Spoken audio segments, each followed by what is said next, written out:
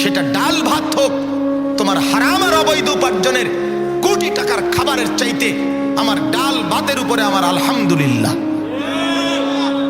তোমার অবৈধ উপার্জনের উপর আমার থুতু থুতু মারি আমি, হারামের রোজগারের উপরে। ওই সুদের টাকায় থুতু মারলাম আমরা, ওই ঘুষের টাকায় থুতু মারলাম আমরা, ওই মিথ্যা উপার্জনের টাকায় থুতু মারলাম আমরা। নে তুই বেটা দুনিয়া নে, আমরা আখেরাত নেব ইনশাআল্লাহ। আমরা বোকা না, মোল্লা বোকা হয় না, আমরা চিরা খাইয়া বড় হই নাই। আপনারা যদি ভাত মাছ খেয়ে বড় হয়ে থাকেন তো আমরা হুজুররা কি চিরা খাইয়া বড় হয়েছি মিয়া? বুঝলাম না কেন, আমি বুঝবো না কেন মিয়া? না বুঝার কি আছে বলেন মিয়া? জিন্দিগির রং নাই, মুসলমানের আখলাক নাই। আমাদের আল্লাহ আছে, আমাদের রসুল আছে, আমাদের কোরআন আছে, সব আমাদের পরিষ্কার, নিখুঁত, নিরাপদ, স্পষ্ট, বিস্তারিত।